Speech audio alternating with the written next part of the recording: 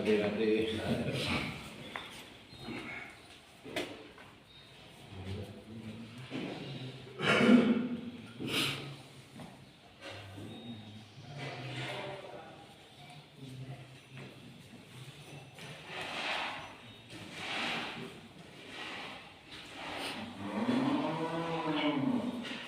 इसी के साथ में गीता सार ग्रुप में आपका सबका स्वागत है। अपना अपना स्थान ग्रहण करें। गुरुवर्य ने अपना स्थान ग्रहण कर लिया है। हमारी परंपरा है कि पहले हम जो भी अतिथि आते हैं उनका स्वागत करते हैं, तो हमारे गुरुवर्य जोरदार ताली को गुजारिए।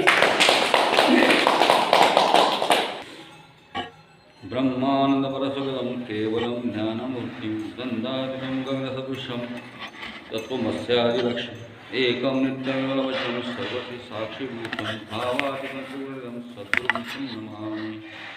कृष्णाय वासुदेवाय हरये परमात्मने प्रणतक्लेशनाशाय गोविन्दाय नमो नमः। वसुदेवसुतं देवं कंसचानूरमर्दनं देवकी परमानंदं कृष्ण वंदे जगद्गुरु। गोपाल कृष्ण भगवान की जय। श्री कृष्ण गोविंद हरे मुरारी नाथ नारायण वासुदेव। श्री कृष्ण गोविंद हरे मुरारी हे नाथ नारायण वासुदेव। श्री कृष्ण गोविंद हरे मुरारी हे नाथ नारायण वासुदेव। गोपाल कृष्ण भगवान की जय। तो हमने पिछले भाग में अपना 6वां अध्याय को पूरा तक पहुँच गए थे हम लोग, और आज हम लोग प्रारंभ करने जा रहे हैं 7वां अध्याय। तो 7वें अध्याय का मैंने पहले ही आपसे कहा था, और ये बात निश्चित है कि श्रीमद् भगवद गीता जी के अंदर में परमात्मा को पाना और परमात्मा को पाने के लिए स्वयं को पाना, ये दो मार्ग जो है। क्योंकि क्या है, परमात्मा को पाने के लिए पहले तो हमें अपने आप को पाना पड़ेगा, अपने आप को समझना पड़ेगा ना, मैं कौन हूँ। जिस दिन मुझे मेरा अस्तित्व का पता लग गया, उस दिन हमें भगवान का भी पता लग जाएगा। परेशानी हमारी ये है कि हम अपने ही होने के ऊपर में इतने विश्वास के साथ नहीं कह सकते कि मैंने अपने आप को जाना है, मैं कौन हूँ।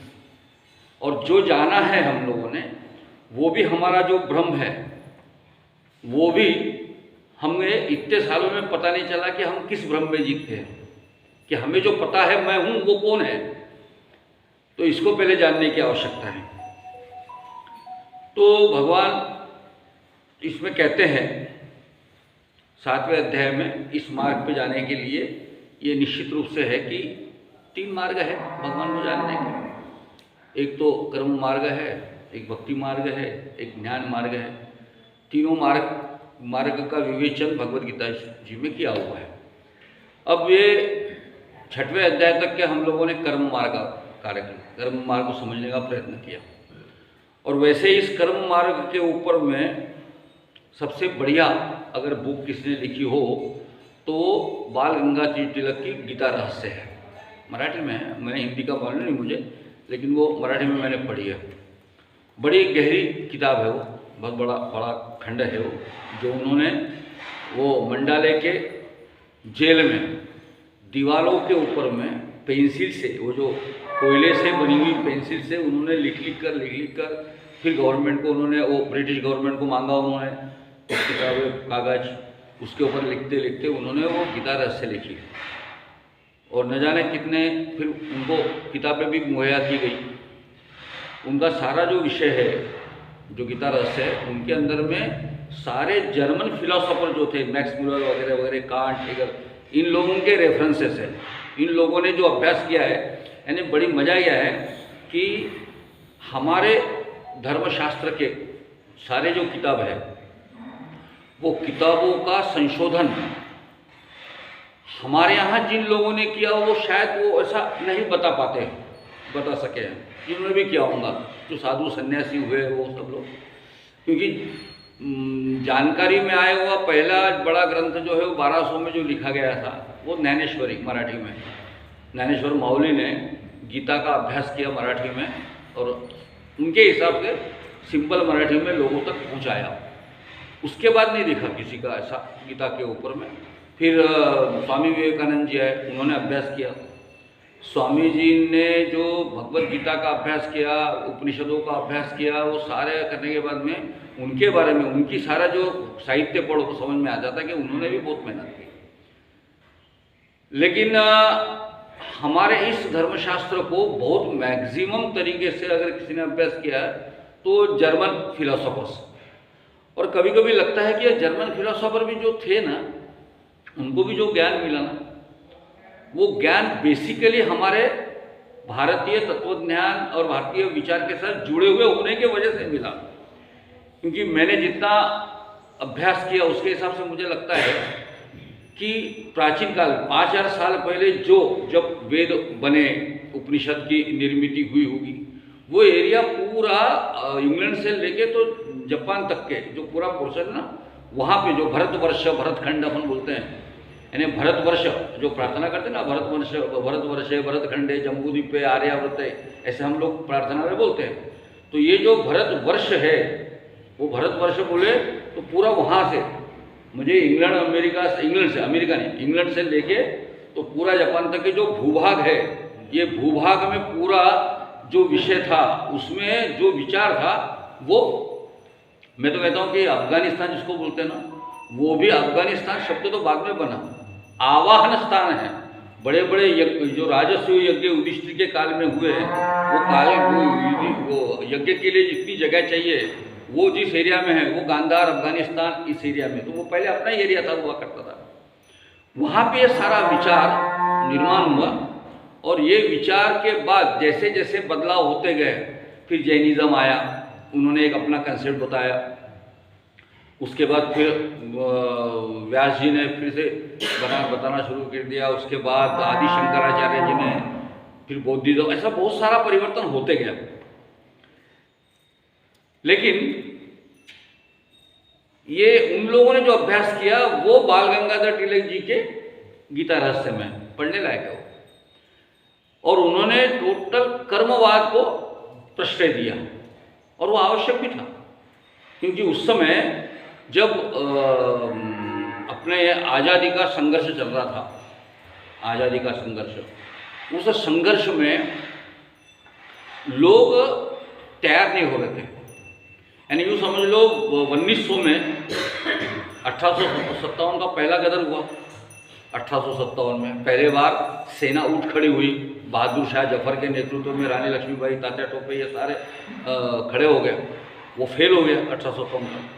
तब अंग्रेजों को समझ में आया कि ये ऐसा उद्वेग हो सकता है, उद्रेक हो सकता है करके उन्होंने एक ग्रुप बनाया इलाइट लोगों का, जो राजे रजवाड़े थे, राव साहब थे उन जमाने में, जिन्होंने पदवी दिए जिन लोगों को, उन लोगों के साथ में जो बैरिस्टर है, उन लोगों के साथ में एक कांग्रेस करके बनाई। और उसका बनाने का उद्देश्य है कि तुम लोगों के अंदर में जो असंतोष है वो हमें बताओ, हम इस देश में सुधारना करेंगे, वैसे नए नए अरेंजमेंट लाएंगे वगैरह वगैरह वगैरह।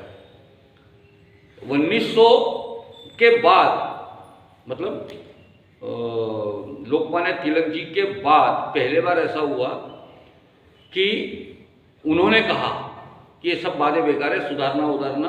उनका और गोखले जी का झगड़ा होगा थोड़ा सा। गोखले जी कहते थे, नामदार गोखले, वो कहते थे कि नहीं अपन तो उनसे ही समझ लेंगे, उनसे ही ज्ञान हासिल कर लेंगे, व्यवस्था बना लेंगे, सुधारनावादी भूमिका। लेकिन आक्रामक थे तिलक जी। उन्होंने कहा कि नहीं, मैं तो आज़ादी ही, अपना पूरा आज़ादी चाहिए, वो झंझट वंझट नहीं चाहिए बीच में। लेकिन लोग उठ के खड़े नहीं हो रहे थे 1857 के गदर के बाद। तो उनको चेतना उनके अंदर में जागरूक हो, इसलिए भगवत गीता जी का उन्होंने विवरण जो है वो गीता रहस्य में करके लोगों को कर्म प्रवण बनाया। मैं बताने का तात्पर्य ऐसा है कि पहले पूरे अपनी शक्ति को, अपने अंदर को समझो और तुम कितने ताकतवर हो ये समझो, इसको बताने के लिए लोकमान्य तिलक जी ने ये गीता रहस्य लिखा। उसके बाद फिर महात्मा जी ने भी अभ्यास किया, वो भी महात्मा जी, ये सारे लोग गीता के अभ्यासक थे।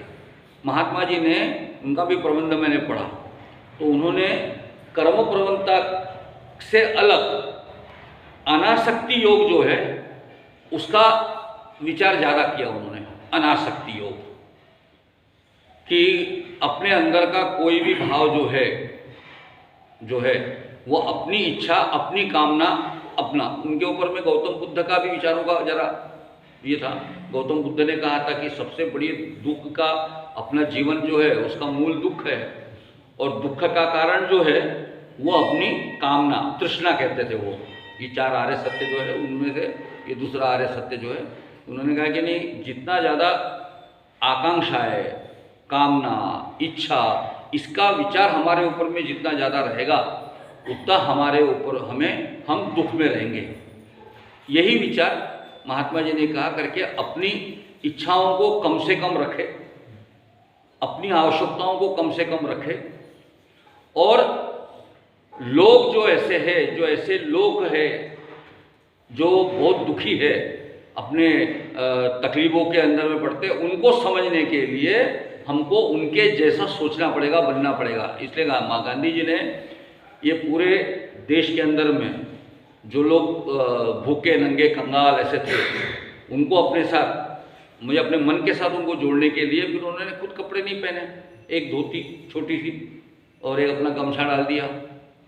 और महात्मा जी की विशेषता ये है कि महात्मा जी ने ये आज़ादी की लड़ाई जो है ना, वो लोगों से, बड़े लोगों के हाथ से निकाल कर, महात्मा जी की विशेषता ये है कि आज़ादी की लड़ाई बड़े लोगों के हाथ से निकालकर गांव के छोटे छोटे आदमियों के हाथ में दे दी उन्होंने।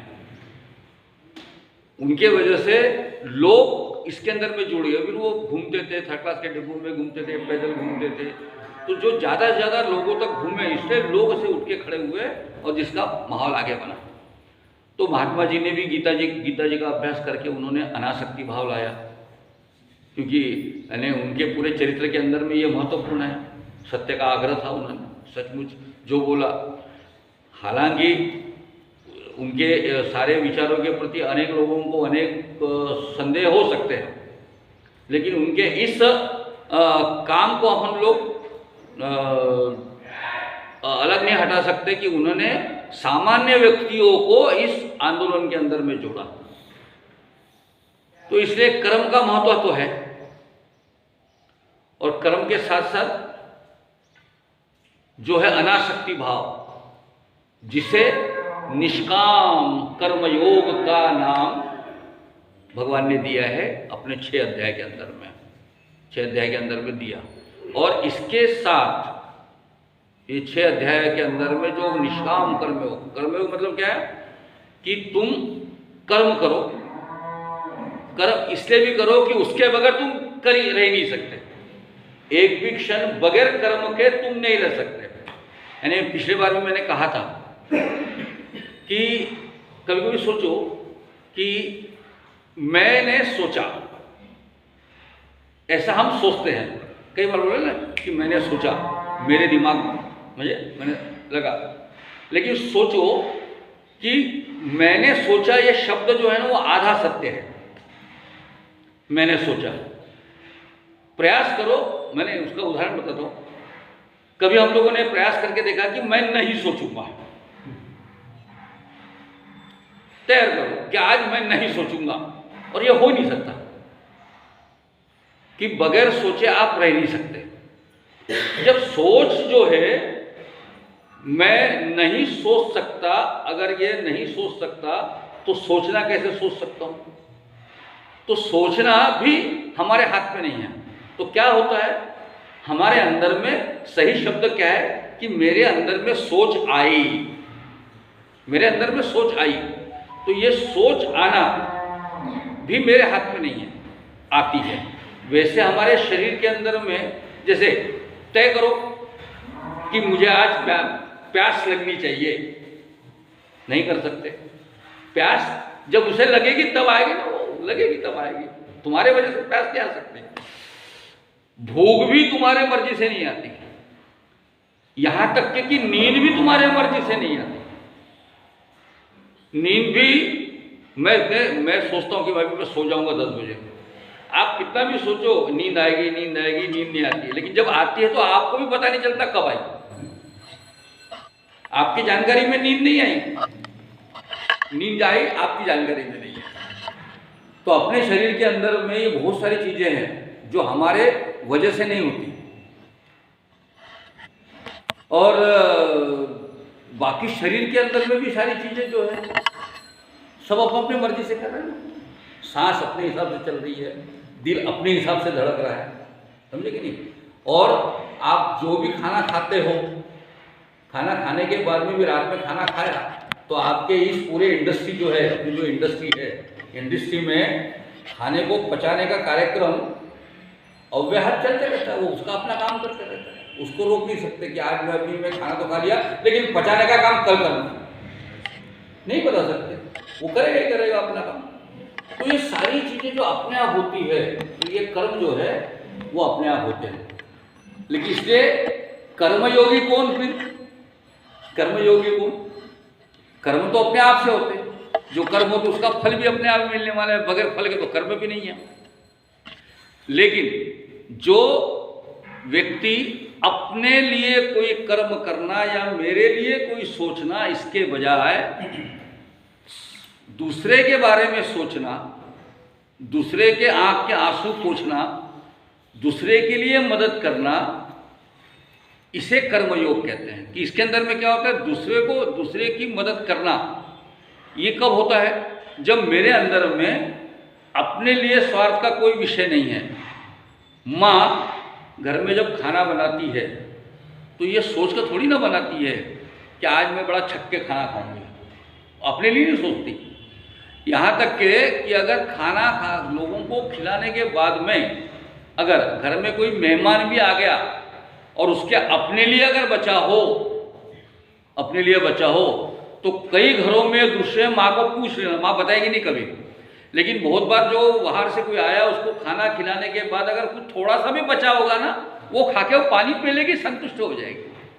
क्योंकि उसका आनंद जो आनंद है वो खुद के खाने में कम है, उसका आनंद सब लोगों को खिलाने के अंदर में जो आनंद है वो है मातृत्व का भाव। वो मातृत्व का भाव जो है ना, यही तो परमात्मा के अंदर में है। परमात्मा ने जितनी चीजें इस धरातल पे बनाई है अपनी व्यवस्था से, कि चांद बनाया, सूरज बनाया, हवा बनाई, पानी बनाया, ये सारी चीजें बनाई है। ये सारी चीजें जो है वो उसने अपने वो सारी चीजें अपने लिए कुछ नहीं करती हैं। मतलब सूरज भी अपने लिए कुछ नहीं करता, लेकिन सूरज के वजह से हम सब लोग जिंदा है। एक दिन भी अगर सूरज ढका हुआ है तो हमारे अंदर में भी उत्साह का भाव कम रहता है। तो उसके वजह से सूरज भी, चांद ने अपने धरातल में हर जमीन के रेशे रेशे में, गोशे गोशे में जो चीज है उसके अंदर में औषधि तत्व डालने का कार्यक्रम जो है ना, वो परमात्मा ने किया हुआ, चांद ने किया हुआ है। चांद सारी औषधि तत्व देता है हमें। चांद को प्रकाश सूरज देता है, और सूरज को प्रकाश कौन देता है? वो परमात्मा देता है जिसने सारी सृष्टि बनाई। और इतनी विशाल सृष्टि है कि हम सोच ही नहीं सकते कि इसकी विशालता का अंत कहाँ है।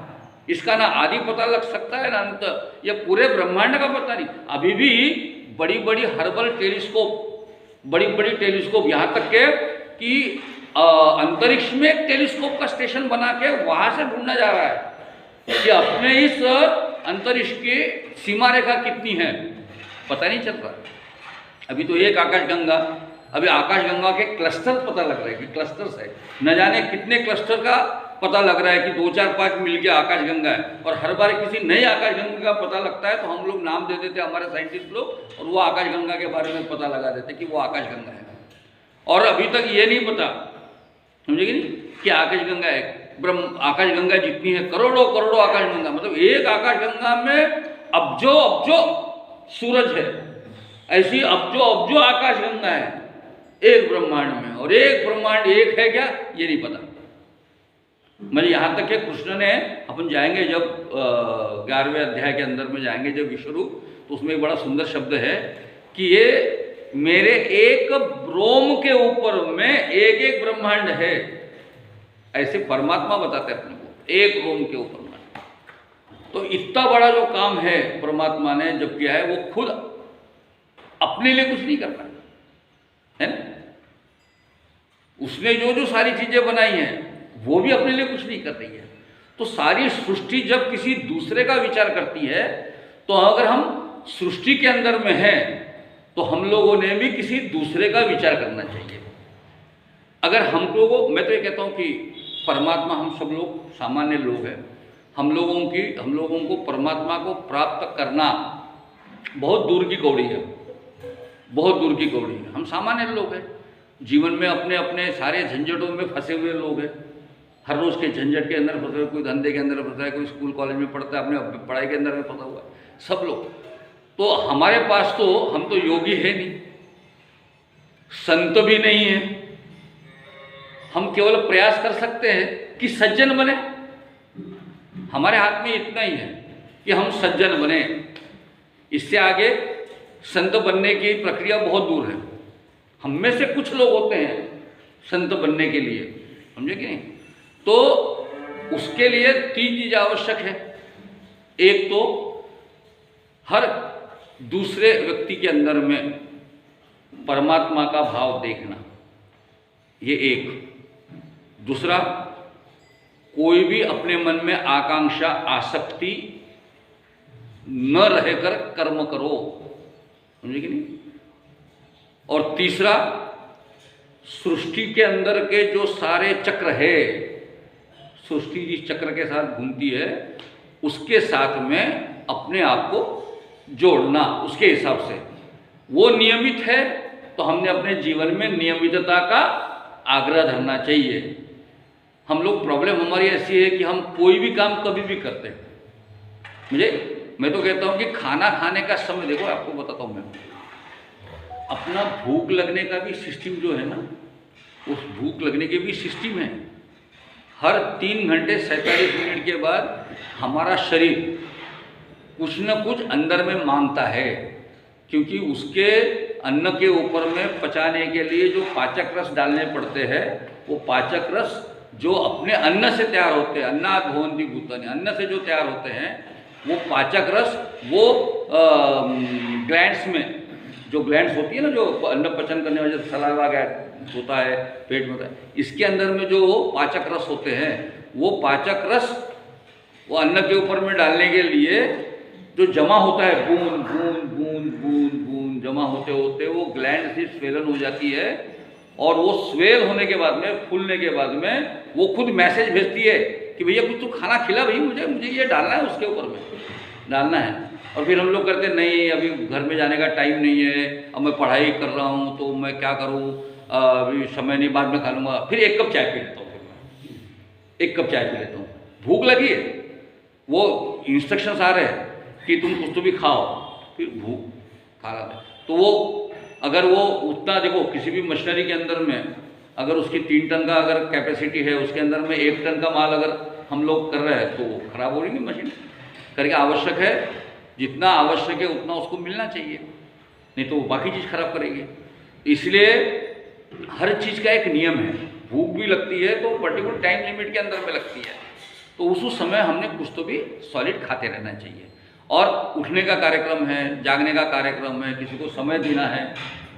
अगर मुझे भंडारा में बड़ा अजीब है, सभी जगह अपने इधर की हालत है कि किसी ने अगर बोला कि आज मैं 10 बजे मिलने आऊँगा, तो आप गारंटी नहीं कर सकते कि वो 10 बजे आपको मिलेगा।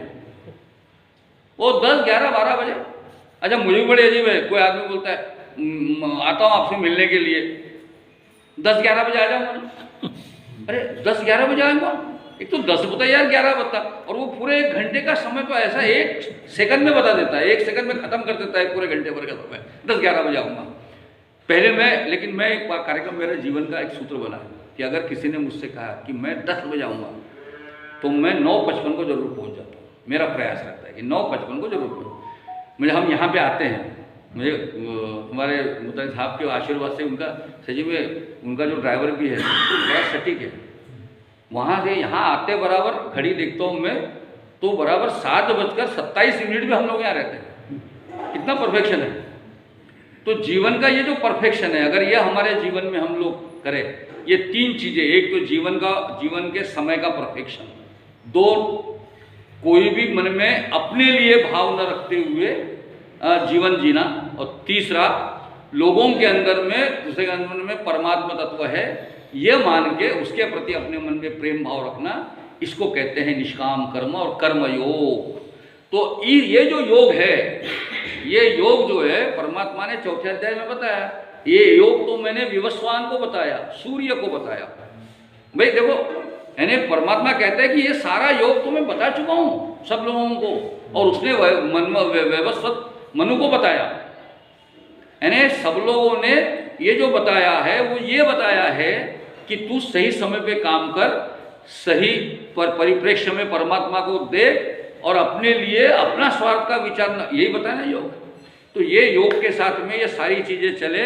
अभी 7वें अध्याय को प्रारंभ करते हैं। तो 7वां अध्याय जो है वो है भक्ति का, और आपको बहुत आनंद आएगा 7वें अध्याय के अंदर में। 7वें अध्याय 7वां, 8वां, 9वां, 10वां, 11वां, 12वां, ये 6 अध्याय जो है भक्ति मार्ग के, और इसके अंदर में परमात्मा अपने आप को प्रकट कर रहे हैं। इसके बीच में तो बहुत जगह जगह हल्का इशारा करते रहते हैं अर्जुन को, लेकिन अर्जुन को तो वो फोर्स कर रहे हैं ना, तू कर्म कर, तेरा काम है लड़ने का, हाँ क्षत्रिय आदमी है, तू झंझट में क्या को पड़ता है ये, मैं नहीं लड़ूंगा, मैं लड़ूंगा। अच्छा, उसने अर्जुन का भी बड़ा मजा है, लड़ने तो खुद आया, हाँ उसको पहले पता था ना अपने को लड़ना है करके, और अपने 7 अक्षौहिणी सेना को भी जमा कर लिया, और जैसे ही सामने देखा, अरे इतने लोगों को कैसा मारूंगा जी, गड़बड़ वाली बात होगी। यानी बगैर लड़ाई के अगर राजपाट मिलता तो देखो गड़बड़ कहाँ होगी थी उसके अंदर में। बगैर लड़ाई के अगर राजपाट मिल जाता होगा तो बढ़िया। पिछले बार भीष्म ने जो कौरव और पांडव में सुलह कर ली थी ना, तुम ऐसा करो, तुम इंद्रप्रस्थ ले लो, तुम हस्तिनापुर, ये खुश हो गए थे। अब वो दुर्योधन है, फिर बेवकूफ़ बनाए इन लोगों को। अब यहाँ आने के बाद में लड़ाई तो अविश्वाभावी हो गई, लड़ाई से तो मुख नहीं मुड़ सकता अभी, और वहाँ जाकर खड़े हो गए, मैं ही नहीं लड़ता है। तो वहाँ भगवान को बताना पड़ा, भैया तू कर्म कर।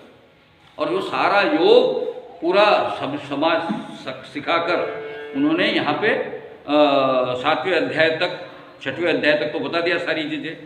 अब यहाँ बताते मय्यासक्त मनः, 7वें अध्याय का जो पहला श्लोक है बड़ा है। मय्यासक्त मनः पार्थ योगम युजन मदाश्रय असंशयम समग्रम मां यथा ज्ञास्यसि तच्छृणु। मय्यासक्त मनः मतलब मेरे प्रति पूर्ण रूप से आसक्त चित्त, मैं मेरे प्रति, यहाँ से भगवान शुरू कर देते हैं अपने विभूति को, मुझे अपने अस्तित्व को बताना कि मेरे प्रति पूर्ण रूप से अनन्य भाव से आसक्त होकर, मत आश्रय, मेरे प्रति पूर्ण परायण होकर, मेरे आश्रित होकर, तू जिस योग मार्ग पे अभी चल रहा है, अभी वो चला, अभी 6वें अध्याय तक तो हो गया, तो उसको समझ में आ गया ये योग है, इसको समझना है। तो ये योग के ऊपर में चलता हुआ तू संपूर्ण विभूति के साथ मुझे संशय रहित जान, मुझे तय कर ले अभी कि मेरे मन में कोई शंका मेरे प्रति नहीं होनी चाहिए। वैसे अर्जुन ने तो कहा है कि मैं तुम्हारा शिष्य हूँ, पहले श्लोक में कहा कि तू मुझे सब चीज़ें सही ढंग से बता भाई, क्या करना है क्या नहीं करना है। तो यहाँ बोलते अब तो समझ में आ गया योग, कर्म योग क्या है, निष्काम कर्म योग क्या है, आत्म तत्व क्या है। ये आत्मा जो है वो मरता नहीं है ना, ये क्या कहते हैं उसको, अवध्य है, ये कोई किसी के मरने से नहीं मरता, न हन्नते न हन्यमाने शरीर है, न खुद मारता है न खुद मरता है। और नैनम छिदंती शस्त्राणी नैनम दहति पावक, ये कोई शस्त्र से नहीं कटता। अच्छेदोयम अदाह्योयम, इसके अंदर में कोई छेद नहीं हो सकता। ऐसा ही आत्म तत्व है, तो तू उसे समझ आत्म तत्व को, ये कहते हुए आए थे। और सारा कर्म कर तू, क्योंकि कर्म ही महत्वपूर्ण है। कर्मण्येवाधिकारस्ते मालिक, मालूम है श्लोक, कर्मण्यवादी, ये सबने सुना है, लेकिन ये इसका अर्थ बड़ा गलत बताते हैं लोग। मेरे को हमेशा ये श्लोकों का जो अर्थ है ना, वो गलत क्या बताते मालूम है क्या? कर्म पे तेरा अधिकार नहीं, बता, फल की अपेक्षा मत कर, मेरा गलत, ये कर्म पर तेरा अधिकार नहीं, ये शब्द गलत। कर्मणे वाधिकारस्ते का ये एक्चुअली ये जो श्लोक है ना, इसके 4 भाग है। कर्मणे वाधिकारस्ते माँ फलेषु कदाचन माँ कर्म फल हेतु माते संगोस्त अकर्मणि, ये 4 भाग है इस श्लोक के। अनुष्टुप छंद में होने की वजह से 8-8 पद के 4 भाग होते हैं, 4 श्लोक है। अब इसके अंदर में हर एक भाग स्वतंत्र है।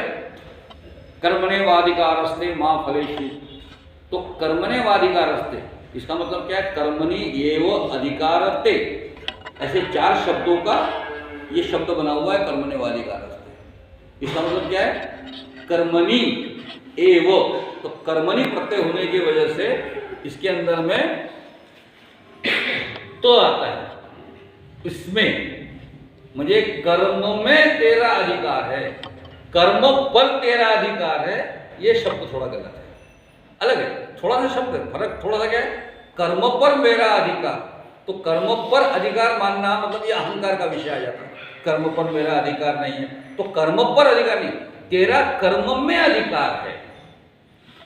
मतलब जो चीजें तेरे को बताई गई है करने के लिए, तुझे जो अधिकार है वो निरंकुश नहीं है, निरंकुश नहीं है कि मैं हूं, मैं कुछ भी कर सकता हूं। जो हर एक व्यक्ति में आता है ना अहंकार का भाव कि मैं क्या समझता हूं, मैं तो बहुत सारी चीजें कर सकता हूं, मेरे को समझ ऐसा नहीं है। नहीं, तुझे अधिकार तेरे स्थान का जो दिया हुआ है वो इसलिए दिया हुआ है, तुम्हारे घर में अगर तुम बड़े हो, समझे कि नहीं, जैसे हमारे घर में बड़े बूढ़े जैसे हम जैसे बड़े हैं, हमारे बेटे हैं, बहू है, घरवाली है, ये सारा परिवार है, तो सब लोग तो हमको बड़ा मान देते हैं, लेकिन हमारा बड़प्पन वो सब हमको मान देते हैं, अधिकार देते हैं, इसमें हमारा बड़प्पन नहीं है। हमारा बड़प्पन उसमें है कि इन सब का पोषण करने की, रक्षण करने की जिम्मेदारी जो मुझे दी हुई है, जो कर्म मुझे दिया हुआ है, जो कर्तव्य मेरा है, उसके हिसाब से ये अधिकार है। यानी मुझे मेरा कर्म करने के लिए अधिकार दिया हुआ है, अधिकार स्वतंत्र नहीं है। तो ये जो कर्म है उसके हिसाब से अपने आप को समझना। तो ये जो भगवान कहते हैं यहाँ पे कि ये समझ ले, ये योग जो मैं को बताता हूं, इस पूरे कर्म करते समय जिस योग के अंदर में तू अभी चल रहा है, अभी समझ ले कि मैं क्या हूं, समझ ले कि नहीं। अब भगवान शुरू करती है कि मैं क्या हूं, संशय रहित। कौन सा? ज्ञानम तेह अहम सविज्ञानम इदम वक्ष्यामि अशेषत यत् ज्ञात्वा नेह भूयो अन्यत् ज्ञातव्यम अवशिष्यते। मतलब अब तेरे लिए मैं विज्ञान के हिसाब से बताऊंगा। अभी तेरे को ये जो ज्ञान है मेरा, वो मैं विज्ञान के साथ बताऊंगा। तत्वज्ञान तो अलग चीज है, फिलॉसफी अलग चीज है, साइंस अलग चीज है। फिलॉसफी क्या होता है? चिंतन होता है। और कोई भी विज्ञान बगैर फिलॉसफी के नहीं होता। मतलब किसी ने अगर मान लो अगर गणित भी अगर है, मैथमेटिक्स भी है, मैथमेटिक्स का भी पहला प्रारंभ विचार से हुआ। पहले उसका विचार मन में आता है, वो सूत्र का विचार, प्रमेय का विचार पहले मन में आता है, उसके ऊपर चिंतन होता है।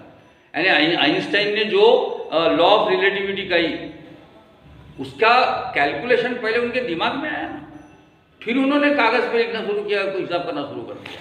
पहले विचार, तो तत्वज्ञान जो होता है पहला विचार के साथ आता है, और उसके हिसाब से फिर वो विज्ञान बनता है उसके लिए।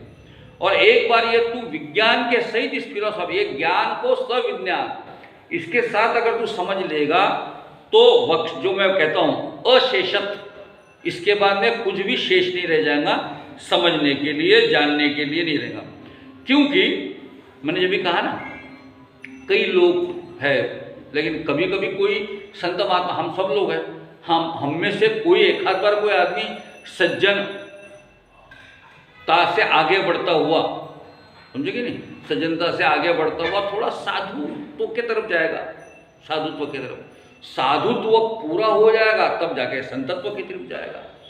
संतत्व की परिसीमा के बाद योगी हो जाएगा और योगी के परिसीमा के बाद में वह सिद्ध हो जाएगा।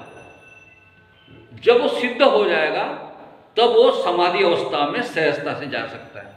लेकिन ये सब संभव हर एक के लिए नहीं है करके भगवान कहते हैं तीसरे अध्याय में, मनुष्याणाम सहस्रेषु कच्चित यतति सिद्धये यतदम अपि सिद्धानाम कश्चिन माम वेत्ति तत्वतः। हजारों लोगों के बीच में कोई एक प्रयास करता है मुझे जानने के लिए। हजारों आदमी, मुश्किल है ना। हर आदमी तो अपने अपने झंझट में फंसा हुआ है। वो अजीत दादा की अच्छी कव्वाली है ना, ऐसा फंसा है झमेले में, कैसे आ गए इस दुनिया के मेले में, कभी बड़ी अच्छी गज़ल है उसकी, वो कव्वाली है उसकी। तो कोई एक हजारों आदमियों में से कोई एक मुझे प्राप्त करने के लिए प्रयत्न करता है और उन प्राप्त करने के लिए उनमें से योगियों में से कोई मुझे यथार्थ रूप से जानता है, सिद्ध बनता है, जो भी बताया मैंने, कोई एक। तो हजारों लोग प्रयत्न करते हैं और वो मुझे जानते हैं। अभी जहां बताना शुरू कर दिया भगवान ने, यहां भगवान ने बताना शुरू कर दिया कि मैं क्या हूं, वो बताना शुरू कर दिया कि भूमि आप अनल वायु खम मनो बुद्धिरेव च अहंकार इत्येवं में भिन्ना प्रकृति अष्टधा। कि मैं तेरे अंदर में मेरी 8 प्रकृतियों के साथ विद्यमान हूं। तो प्रकृति कौन सी है? भूमि, शरीर जो है भूमि के स्वरूप में है। भूमि, आप मतलब पानी, तो अपने शरीर में पानी भी है। और अब वजह ऐसी है कि देखो परमात्मा का भी पूरा ब्रह्मांड की रचना के अंदर में कितना परफेक्शन है कि इस पृथ्वी के ऊपर में जिस 71% पानी है उसी प्रमाण में हमारे शरीर में भी उतना ही पानी है जितना सृष्टि में है। वो कहीं भेद कर ना, कोई भेद बनाने वाले ने रोम रोम और कन कन में रखा है। ये सारा मैल तो तूने मैंने अपने मन में रखा है ना। तो कोई भेद ऊपर वाला नहीं। तो पूरा जो सृष्टि के अंदर पानी है वो उसके शरीर के अंदर में जल तत्व है। बाद में अनल मतलब अग्नि, भूमि आप अनल, अनल मतलब अग्नि, तो अपने शरीर में भी अग्नि है। भूख लगती है उसका नाम है वैश्वानर अग्नि, जठराग्नि जिसको बोलते हैं, अग्नि है। बुखार आता है तो कोई बाहर से तो आता नहीं, अंदर से ही आता है। अपने शरीर को यूं ऐसा ठंडी के दिनों में हम हाथ लगाए तो गर्म हो जाते हैं, तो अग्नि तो हमारे अंदर में है। भूमि आप अनल वायु, तो वायु भी हमारे अंदर में है सब जगह पे। मजा है, लेकिन वायु होकर भी पता नहीं चलता। डकार आती तब समझ में आता है कि वायु निकल रहा है भाई, नहीं हाँ आवाज़ निकलती है तो आता कहाँ से वायु? तो अपने शरीर में वायु है, आता है जाता है ना। प्राणायाम जो है इसी वायु का तो सही ढंग से संयोजन नियोजन करना मतलब प्राणायाम है। तो वायु भी उसके साथ में है। भूमि आप कनल वायु खम, खम मतलब आकाश।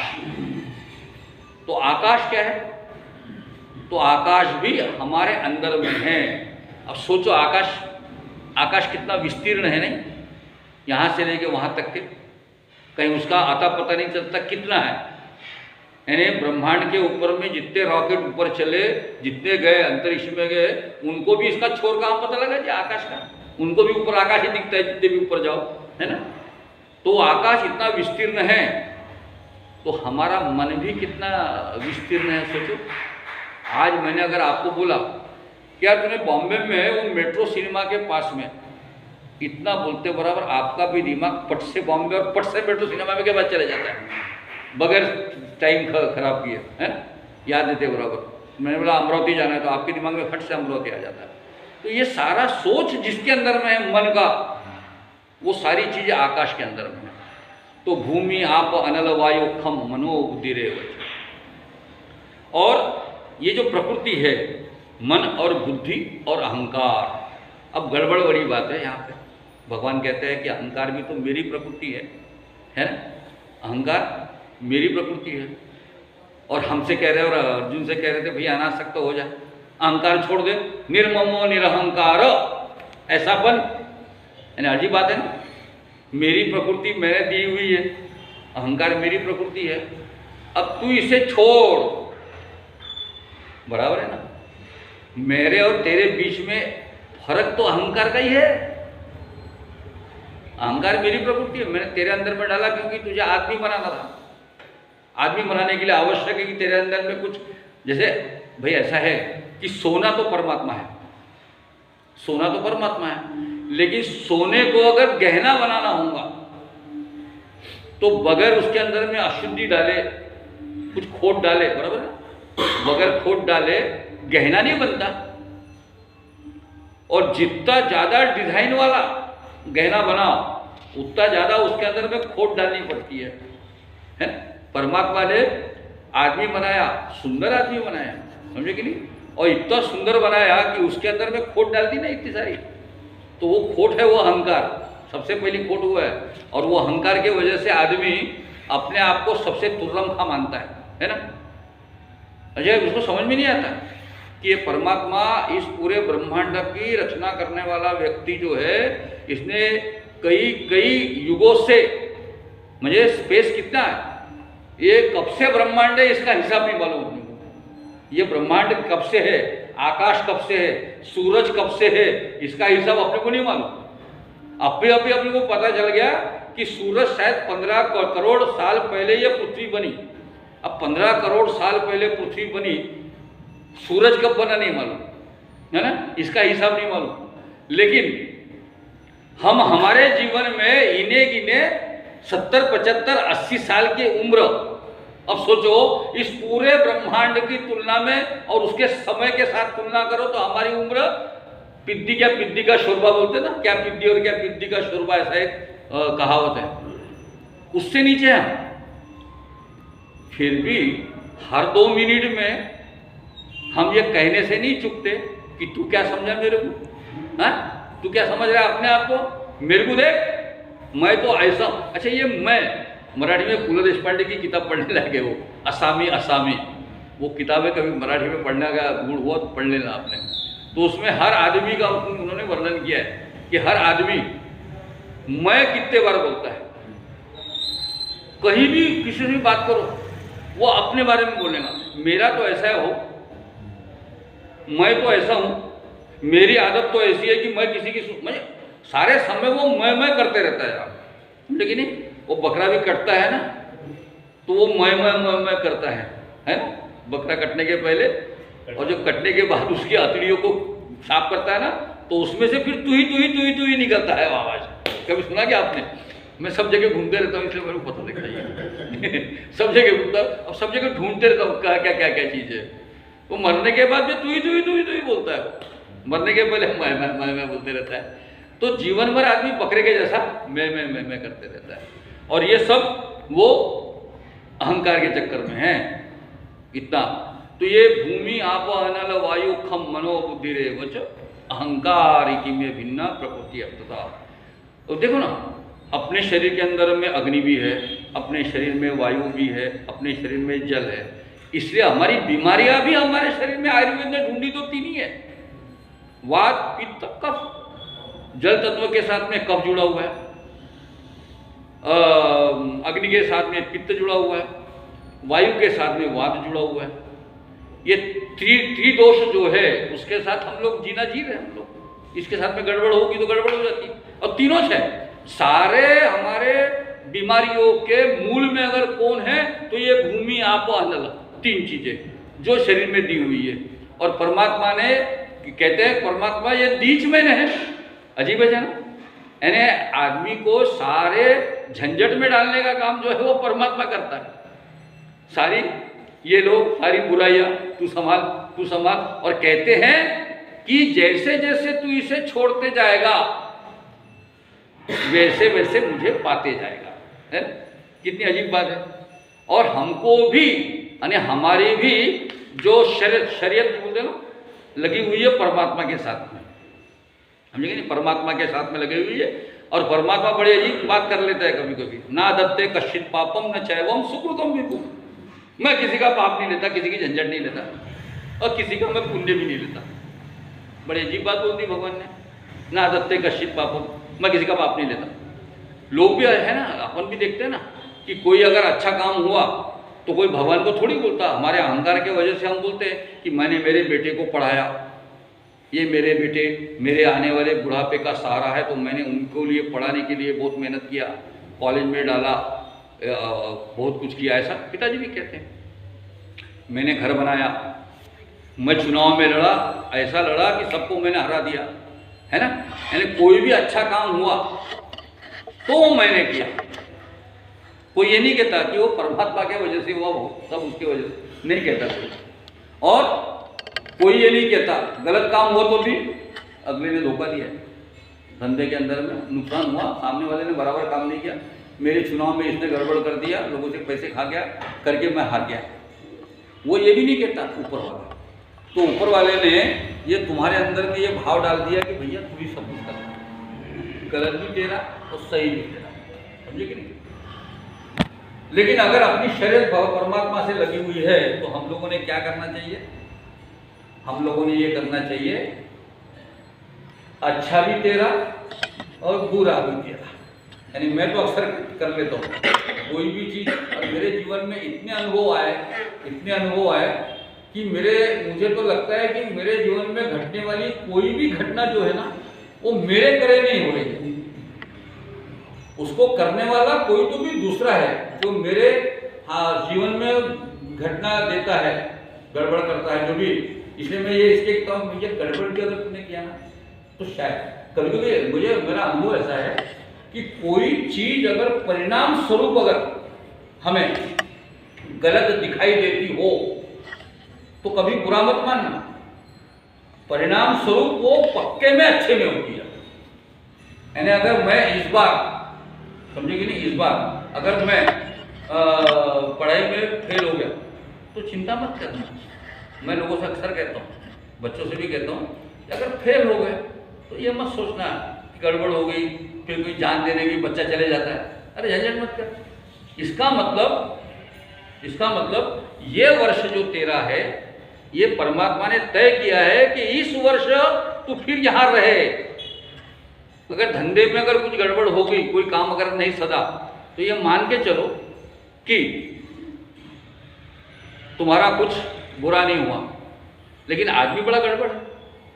जिसके साथ जुड़ा हुआ है, ध्याते विषान कुछ संगतेषु उपजायते, मुझे ज़्यादा जिसके साथ जुड़ा होने की वजह से उसके मन में रहता है। एक आदमी था जिसका घर जल रहा था, मैंने पिछली बार बताया था शायद आपको, कि एक आदमी था, घर कुछ नए लोग इनको बता देता हूँ, कि एक बड़ा अमीर सेठ था, उसका घर एकदम से रात में कहीं बाहर गए थे तीनों बेटे के साथ में, तो घर जलने लग गया।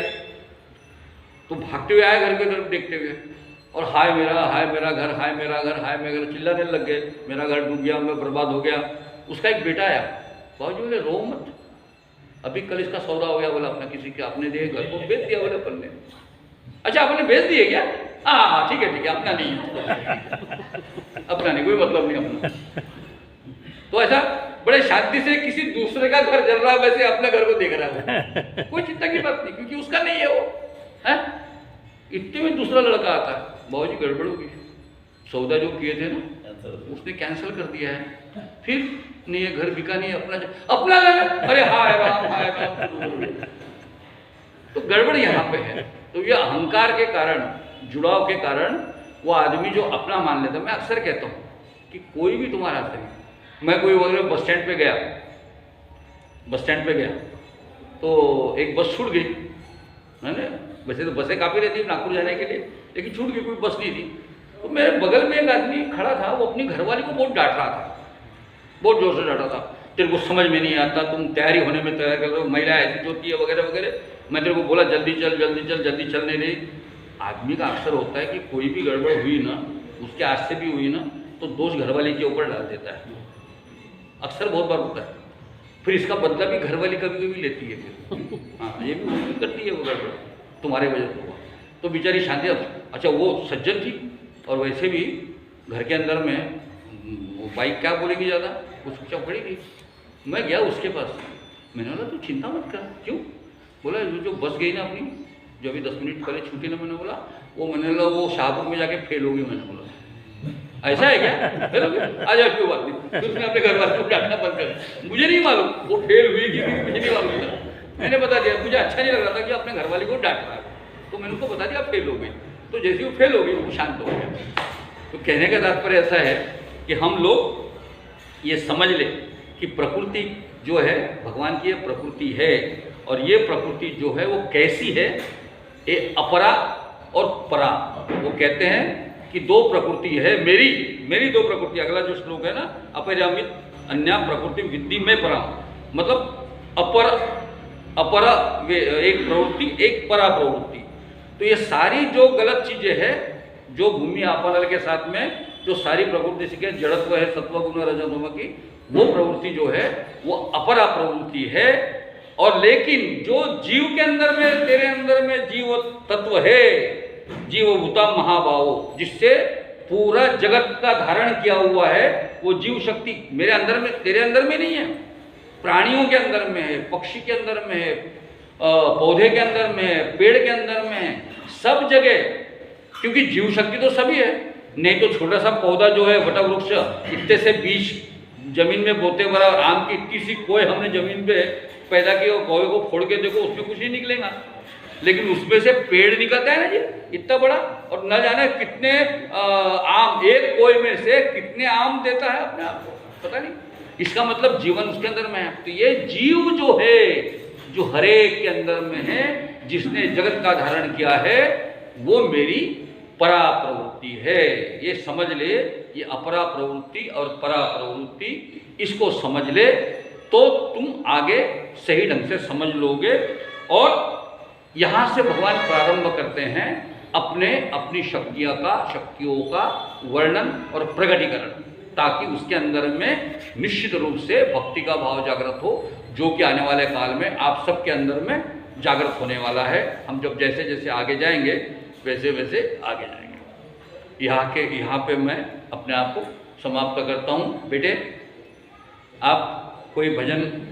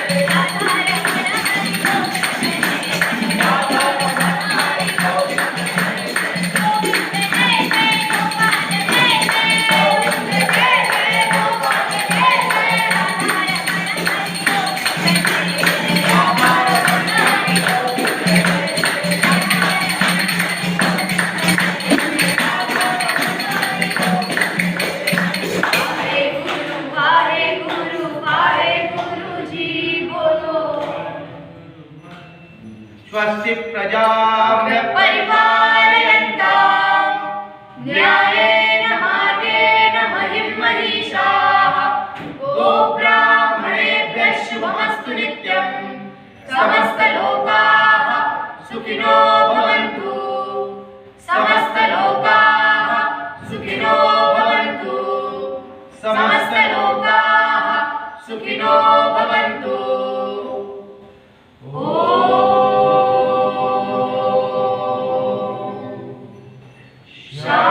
शांति शांति शांति। गुरु गोपाल कृष्ण भगवान की जय। आइए आरती के लिए।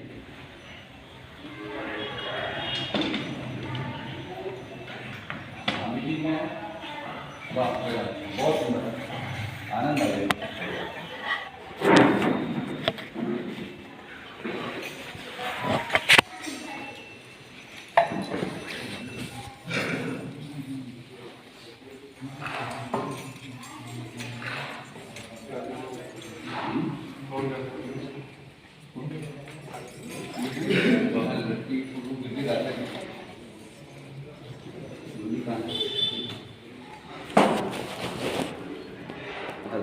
हाँ लो माचिस भगवान की है आरती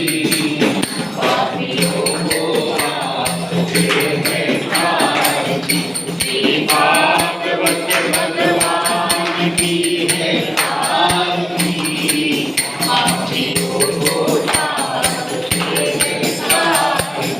ये अमर ग्रंथ ये मुक्ति पंथ पंचम वेद निराला नवज्योति जगाने वाला ये अमर ग्रंथ ये मुक्ति पंथ ये पंचम वेद निराला नवज्योति जगाने वाला हरि नाम यही हरि नाम यही हरि नाम यही हरि नाम यही जग के मंगल की आरती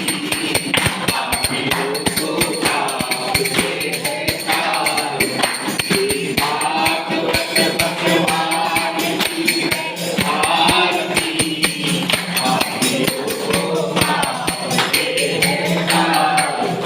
ये शांति गीत पावन पुनीत पापों को मिटाने वाला हरि दर्श कराने वाला ये शांति गीत पावन पुनीत पापों को मिटाने वाला हरि दर्श कराने वाला ये सुख करणी ये सुख करणी ये सुख करणी ये सुख करणी श्री मधुसूदन की आरती पापियों को आपसे है आरती श्री भागवत भगवान की है आरती पापियों को आपसे है आरती ये मधुर बोल जन पंच कोट सतमार्ग बताने वाला बिगड़ी को बनाने वाला ये मधुर बोल जन पंच कोट सतमार्ग बताने वाला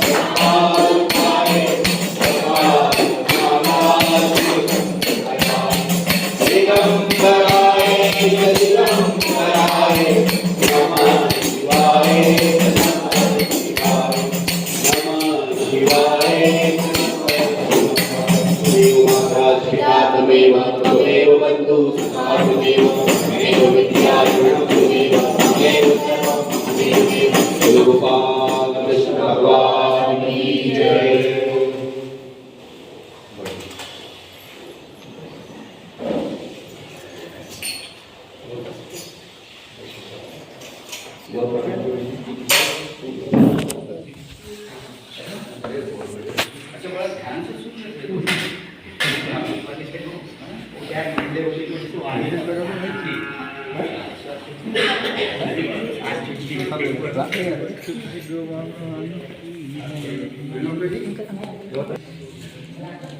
बोलो